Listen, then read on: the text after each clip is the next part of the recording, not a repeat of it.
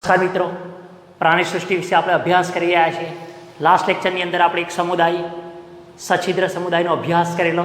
આજે બીજા એક સરસ મજાના એક નવા રસપ્રદ સમુદાય કોષ્ટાંતરી સમુદાયની આપણે વાત કરીશું. અહીંયા તો કોષ્ટાંતરી સમુદાયને દંશક તરીકે પણ ઓળખાય છે. સિલેન્ટ્રેટા અથવા તો કોષ્ટાંતરી સમુદાય કહેવાય. નિરેડિયા તરીકે પણ એને ઓળખીશું આપણે. એટલે ફાઇલમ સિલેન્ટ્રેટા શબ્દ યાદ રાખીશું અને એ સાથે કોષ્ટાંતરી સમુદાય તરીકે જોવા મળશે. તો અહીંયા જુદી જુદી રીતે પ્રશ્ન પૂછાય છે અને વધારે અગત્યનું એટલા માટે કે વારંવાર પ્રશ્ન કોષ્ટાંતરી સમુદાયના લક્ષણો વિશે પણ પૂછાય છે. તો મધ્ય શ્લેષ્મ ધરાવતો પ્રાણી સમૂહ જણાવો. તો મધ્ય શ્લેષ્મ મિત્રો આપણે દ્વિગર્ભસ્તરીય પ્રાણીઓની વ્યાખ્યા જોઈ ગયેલા કે અંતઃગર્ભસ્તર અને બાહ્ય ગર્ભસ્તરની વચ્ચે અકોષીય મધ્ય શ્લેષ્મતા ધરાવે છે. તો એને અનુલક્ષીને અહીંયા પ્રશ્ન પૂછી શકાય કે મધ્ય શ્લેષ્મ સ્તર ધરાવતો પ્રાણી સમૂહ તો આવશે કોષ્ટાંતરી સમુદાય. એવી રીતે દ્વિગર્ભસ્તરીય પ્રાણીઓના વર્ણન કરો તો પણ આપણે અહીંયા કોષ્ટાંતરી સમુદાય વિશે આપણે એને લખી શકીએ. તો અહીંયા આપણે જોઈએ કે કોષ્ટાંતરી શબ્દ અથવા તો તેની આપણે વ્યાખ્યા જોઈએ તો અહીંયા એની સંધિ છૂટી પાડીએ તો કોષ્ટ વત્તા આંત્ર આવો શબ્દ થાય. તો કોષ્ટ એટલે પોલાણ. કોષ્ટ એટલે શું આવે? પોલાણ આવે અહીંયા. અને આંત્ર એટલે પાચન માર્ગ. તો શરીર ગુહા અને પાચન માર્ગ આ બંને જે છે એ બંને એક સામાન્ય છિદ્ર એટલે કે બંને તરીકે કાર્ય કરતું એક જ સામાન્ય પોલાણ અથવા છિદ્ર જોવા મળે છે, જેને કોષ્ટાંત્ર તરીકે ઓળખાય છે. એટલે કે આ જે કોષ્ટાંત્ર છે એ પાચન માર્ગ તરીકે પણ કાર્ય કરે છે અને શરીર ગુહા તરીકે પણ કાર્ય કરે છે. તેથી તે પોલાણને કોષ્ટાંત્ર પોલાણ તરીકે ઓળખાય છે. અને આગળના સમુદાયમાં આપણે સછિદ્ર સમુદાયમાં જે પોલાણ જોવા મળતું હતું એને છિદ્રિષ્ટ ગુહા કીધેલું. શબ્દ બરાબર યાદ રાખીશું દરેક સમુદાયના આપણે. અહીંયા કોષ્ટાંત્ર સમુદાયમાં કોષ્ટાંત્ર ગુહા જોવા મળે અને આવી કોષ્ટાંત્ર ધરાવે છે પ્રાણીઓ એટલે જ એને સમુદાયને કોષ્ટાંતરી સમુદાય તરીકે અથવા કોષ્ટાંતરી પ્રાણીઓ તરીકે આપણે એને ઓળખીએ છીએ. એટલે પાચન માર્ગ અને શરીર ગુહા તરીકે કાર્ય કરતું એક જ સામાન્ય પોલાણ જોવા મળે જેને કોષ્ટાંત્ર તરીકે ઓળખીશું. બીજો શબ્દ અહીંયા આપણને જોવા મળે છે દંશક. તો મિત્રો આવા જે પ્રાણીઓ છે એને દંશક તરીકે પણ આપણે ઓળખીએ છીએ. તો દંશક એટલે સૂત્રાંગ. આ જે સૂત્રાંગો જોવા મળે છે એ સૂત્રાંગોને શરીર ઉપર જે ડંખ કોષો જોવા મળે છે એ ડંખ કોષોની અંદર ડંખિકા આવેલી હોય છે. એને ડંખ સંપુટ અથવા સૂત્રકોષો ધરાવતી રચના તરીકે પણ આપણે ઓળખી શકીએ છીએ. અને આ જે ડંખ કોષો છે એ ડંખ કોષો ડંખિકાઓ ધરાવે છે, તેથી તેને શબ્દ દંશક તરીકે ઓળખીશું. એના કાર્ય વિશે આપણે આગળ ચર્ચા કરીએ છીએ. તો આવા બંને શબ્દો એટલે કે કોષ્ટાંત્ર અને દંશકો આ બંને શબ્દોની આપણે સમજૂતી લીધી. ત્યારબાદ હવે જોઈએ આપણે એના સામાન્ય લક્ષણોની વાત કરીએ. તો સામાન્ય લક્ષણોમાં પહેલો જોઈશું આપણે એને વસવાટ. તો વસવાટમાં મિત્રો જલીય સ્વરૂપે જોવા મળે છે બધા જ પ્રાણીઓ. કેટલાક દરિયાઈ હોય છે, કેટલાક મીઠા પાણીની અંદર જોવા મળે છે. અહીંયા દરિયાઈ અને મીઠા પાણીની અંદર જોવા મળે છે. કેટલાક એ સ્થાયી હોય છે, સ્થિર હોય છે. આની જેમ અહીંયા પાદ સાથે સ્થાયી જોવા મળે છે, જ્યારે કેટલાક મુક્ત તરતા જોવા મળે છે, દાખલા તરીકે જેલીફિશ. આ ઉપરાંત અહીંયા કેટલાક એકાકી હોય. જેલીફિશ છે, હાઇડ્રા છે, એ બધા એકાકી હોય. પરંતુ કેટલાક અહીંના આ સમુદાયના પ્રાણીઓ વસાહતી સ્વરૂપે જોવા મળે છે. ઉદાહરણ તરીકે પ્રવાળ અથવા પરવાળા એ સમૂહમાં જોવા મળે છે. વસાહત કોલોની સ્વરૂપે જોવા મળે છે. આમ વસાહતની અંદર આપણે એક મુદ્દો અહીંયા લખી શકીએ વસાહતમાં કે જલીય જોવા મળે છે. બધા જ પ્રાણીઓ જલીય હોય છે. કેટલાક દરિયાઈ, કેટલાક મીઠા પાણીના જોવા મળે છે. સ્થિર હોય છે અથવા તો મુક્ત તરતા પણ જોવા મળે છે. એકાકી હોય અથવા તો વસાહતી સ્વરૂપે જોવા મળે છે. શરીર આયોજનની વાત કરીએ આપણે અહીંયા તો આયોજન વિશે આપણે જોઈએ અહીંયા કે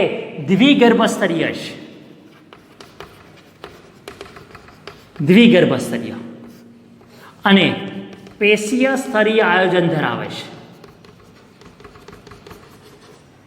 એટલે દ્વિગર્ભસ્તરીય આગળ કીધું એમ કે બે ગર્ભસ્તરો ધરાવે છે. અહીંયા તેના વિકાસ દરમિયાન ગર્ભમાં બે જોવા મળે છે. એક બાહ્ય ગર્ભસ્તર અને અંતઃગર્ભસ્તર. મધ્ય ગર્ભસ્તર જોવા મળતું નથી, પરંતુ મધ્ય ગર્ભસ્તરની બદલે બાહ્ય અને અંતઃગર્ભસ્થની વચ્ચે અકોષીય મધ્યશ્લેષ્મા સ્તર આવેલું હોય છે. એવી રીતે પેશી સ્તર, અને આગળના સમુદાય આપણે સછિદ્ર સમુદાયમાં જોઈ ગયા, તેમાં કોષીય સ્તરનું આયોજન હતું. એટલે કે કોષો સંકલનના અભાવે પેશીની રચના કરી શકતા ન હતા, પેશી વિહીન પ્રાણીઓ તરીકે ઓળખીએ છીએ. જ્યારે અહીંયા એવા જ કોષો હવે સંકલન પામી અને ભેગા થયા, એટલે સમાન ઉત્પત્તિ અને સમાન કાર્યો ધરાવતા જે કોષો છે એ કોષો ભેગા થઈને પેશીની રચના કરી. એટલે કે પેશીય સ્તરીય આયોજન અહીંયા જોવા મળે છે, પણ ત્યાંથી અટકી જાય છે, અંગો નિર્માણ પામી શકતા નથી. એટલે પેશીય સ્તરીય આયોજન અહીંયા આપણને જોવા મળે છે. ત્યાર પછી આપણે સમમિતિની વાત કરીએ કે સમમિતિ, તો અહીંયા સમમિતિ આપણને અરીય જોવા મળે છે. આપણે જોઈ ગયેલા સમમિતિ, અસમિતિ અને સમમિતિ. સમમિતિની અંદર બે પ્રકાર પડેલા આપણે, દ્વિપાર્શ્વીય સમમિતિ અને અરીય સમમિતિ. તો અરીય સમમિતિની અંદર કે પ્રાણી શરીરને મધ્યક્ષમાંથી પ્રસાર થતી ધરી જો ત્રિજ્યાવર્તી રીતે એક કરતાં વધારે બે કરતાં વધારે ભાગમાં જો વિભાજિત કરતા હોય તો આપણે એને અરીય સમમિતિ તરીકે ઓળખાવેલી. એટલે કે અહીંયા છત્રી આકારનું જોવા મળે છે અને એક કરતાં વધારે સમતલની અંદર એક સરખા ભાગમાં વિભાજિત થાય છે ત્રિજ્યાવર્તી રીતે, એટલે આપણે એને અરીય સમમિતિ તરીકે ઓળખીએ, એટલે એની સમમિતિ અરીય તરીકે જોવા મળશે. અહીંયા આવા જે પ્રાણીઓ છે એના સ્વરૂપની વાત કરીએ આપણે. સ્વરૂપ, તો આવા પ્રાણીઓ બે પ્રકારના સ્વરૂપ ધરાવે છે. બે પ્રકારના સ્વરૂપ ધરાવે છે. અહીંયા બે પ્રકારના સ્વરૂપની અંદર એક પુષ્પક સ્વરૂપ હોય છે, પુષ્પક સ્વરૂપ, અને બીજું છે છત્રક સ્વરૂપ. એટલે પુષ્પક સ્વરૂપ અને છત્રક સ્વરૂપ. તો પુષ્પક સ્વરૂપ છે અદંડી જેવી રચના ના હોય, નળાકાર છે અને જોડાયેલા પુષ્પકો જોવા મળે છે. એટલે નળાકાર અને જોડાયેલા પુષ્પકો સ્વરૂપે જોવા મળે છે અહીંયા. અને તેના ઉદાહરણમાં આપણે જોઈ શકીએ છીએ અહીંયા હાઇડ્રા અથવા જળવ્યાળ કહીશું તેને, અને બીજું છે સમુદ્ર ફૂલ. આ બંને પુષ્પક સ્વરૂપે જોવા મળે. છત્રકની વાત કરીએ આપણે તો છત્રી આકારના જોવા મળે છે,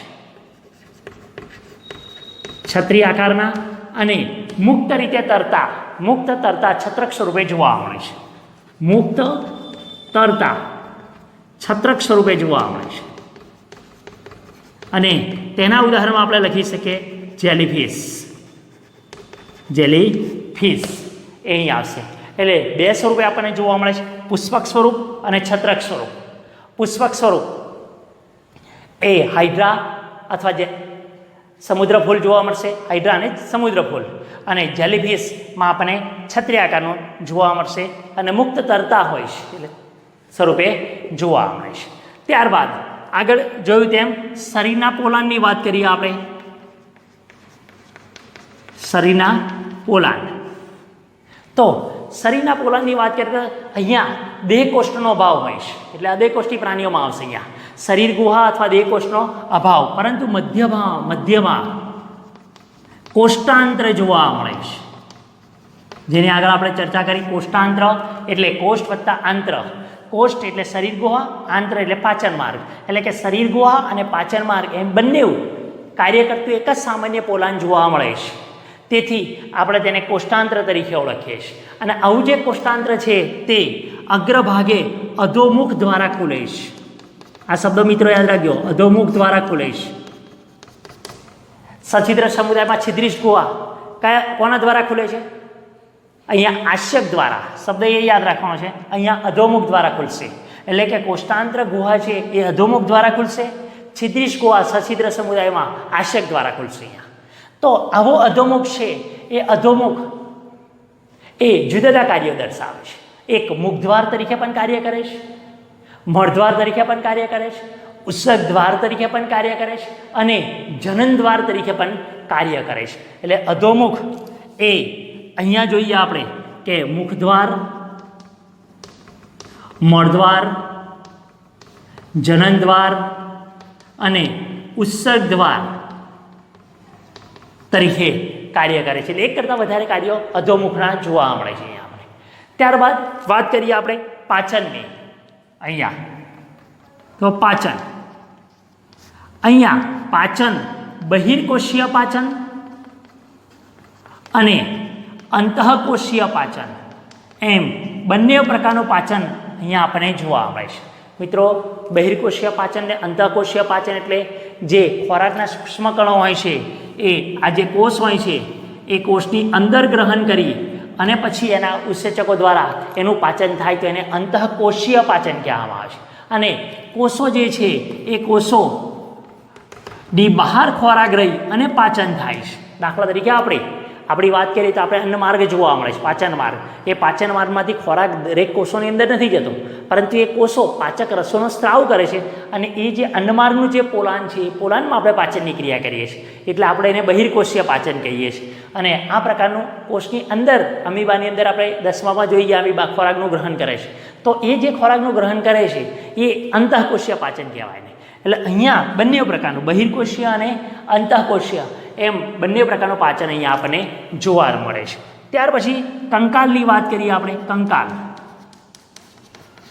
તો પરવાળાની અંદર અથવા પરવાળ અથવા પ્રવાળની અંદર CaCO3 કેલ્શિયમ કાર્બોનેટનું બનેલું કંકાલ અહીંયા આપણને જોવા મળશે. કેલ્શિયમ કાર્બોનેટનું બનેલું જોવા મળે છે. ત્યાર પછી એકાંતર જનન, એટલે કે આ બંનેની વાત કરીએ આપણે કે એકાંતર જનનની ઘટનામાં કેટલાક દંશકો એવા છે, એટલે કે કોષ્ટાંતરી સમુદાયના પ્રાણીઓ એવા છે, ખાસ કરીને ઓબેલિયા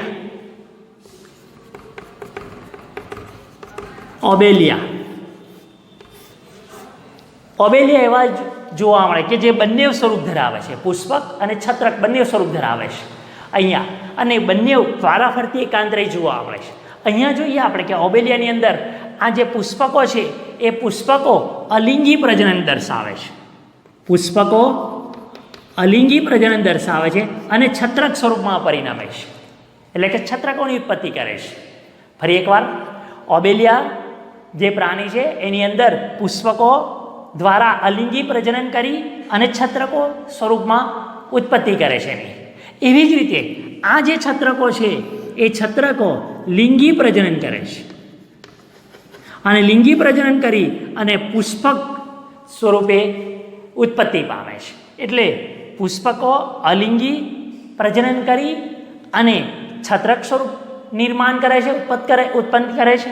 એવી રીતે છત્રકો ઉત્પન્ન થયા પછી એ ફરી લિંગી પ્રજનન દર્શાવે છે અને લિંગી પ્રજનન કરી પાછું પુષ્પક સ્વરૂપે દર્શાવે છે. આમ જીવનચક્ર દરમિયાન બંને એકબીજાને એકાંતરે જોવા મળે છે. એટલે આવી આપણે એકાંતરની ઘટના આપણે અહીંયા જોઈશું. એટલે આ એક મુદ્દો ધ્યાનમાં રાખવાની જરૂર છે અહીંયા કે છત્રક અને પુષ્પક બંને સ્વરૂપ ધરાવતા હોય તેવું કોષ્ટાંતરી સમુદાયનું ઉદાહરણ જણાવો તો ઓબેલિયા આવશે. યાદ રાખજો, ઓબેલિયા આવશે. ત્યારબાદ કરીએ ચેતાતંત્રની. તો ચેતાતંત્ર અહીંયા આ જે જોવા મળે છે એ અવિભેદિત જોવા મળે છે. આદિ કક્ષાનું સૌપ્રથમ નિર્માણ પામેલું ચેતાતંત્ર અહીંયા આપણે જોઈશું. અહીંયા તો બહુશાખી જે ચેતાકોષ જોવા મળે છે. ચેતાકોષ વિશે આપણને ખબર છે, અહીંયા આવા ચેતાકોષ જોવા મળે છે અને આવા ચેતાકોષો શાખી જ જોવા મળે છે. અને એ ચેતાકોષો એ એકબીજા સાથે જોડાઈ અને ઝાડ જેવી રચના બનાવે છે અને આ ઝાડને ચેતાજાલિકા પ્રકારનું ચેતાતંત્ર જોવા મળે છે. મિત્રો, શબ્દ બરાબર યાદ રાખજો અહીંયા કે ચેતાતંત્ર ચેતાજાલિકા પ્રકારનું જોવા મળે છે. ચેતાજાલિકા એટલો શબ્દ આપણે યાદ રાખીશું. ચેતાજાલિકા પ્રકારનું ચેતાતંત્ર જોવા મળે છે. અને આટલા લક્ષણો જોયા બાદ હવે તેના ઉદાહરણની વાત કરીએ આપણે. તો ઉદાહરણમાં અહીંયા લખી દઈએ ફિરંગી મનવાર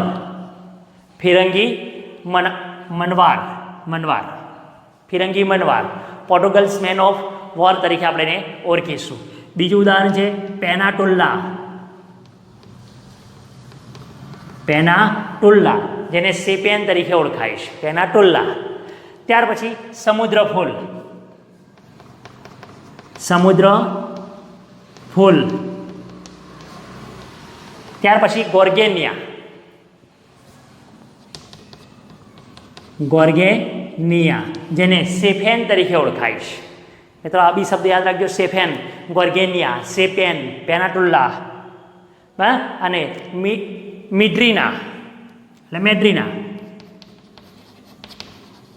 મેડ્રીના, જેને આપણે બ્રેન કોલર તરીકે ઓળખીએ છીએ. બ્રેન કોલર મિડ્રીના તરીકે ઓળખીએ છીએ. આમ કોષ્ટાંતરી સમુદાયના આપણે લક્ષણોનો અભ્યાસ કરીએ. ફરી એકવાર ટૂંકમાં ઝડપથી રિપીટ કરી નાખીએ આપણે અહીંયા. તો કોષ્ટાંતરી સમુદાય ફાઇલમ સિલેન્ડેટ્રા અથવા નિરેડિયા તરીકે ઓળખીએ છીએ આપણે, જેને દંશક તરીકે પણ ઓળખાય છે. મધ્ય શ્લેષ્મ ધરાવતો પ્રાણી સમૂહ તરીકે આપણે એને ઓળખીશું અહીંયા. આ ઉપરાંત દ્વિગર્ભસ્તરીય ધરાવતો પ્રાણી સમુદાય તરીકે પણ આપણે એને ઓળખીએ છીએ. તો એની વ્યાખ્યા આપી હોય તો પાચન માર્ગ અને શરીર ગુહા તરીકે કાર્ય કરતું એક જ સામાન્ય પોલાણ જોવા મળે, જેને કોષ્ટાંત્ર કહેવામાં આવે છે. અને આવા કોષ્ટાંત્ર ધરાવતા પ્રાણીઓને કોષ્ટાંતરી સમુદાય તરીકે આપણે એને ઓળખીશું. એ રીતે દંશકોની વ્યાખ્યા આપી હોય તો આ જે પ્રાણીઓ છે એ દંશક તરીકે પણ ઓળખાય છે, જેમાં સૂત્રાંગો અને તેના શરીરની દિવાલ ઉપર રહેલા કેટલાક ડંક કોષો જે ડંખિકાઓ ધરાવે છે, ડંક સંપુટ અથવા તો સૂત્રાંગો એવી રચના ધરાવે છે, અને એને કારણે તેને દંશકો કહેવાય છે. મિત્રો અહીંયા ડંક કોષોનું કાર્ય આપણે જોઈ લઈએ અહીંયા કે ડંક કોષો એ હિપ્નોટોક્સિન નામના ઝેરી દ્રવ્યનો સ્ત્રાવ કરે છે. હિપ્નોટોક્સિન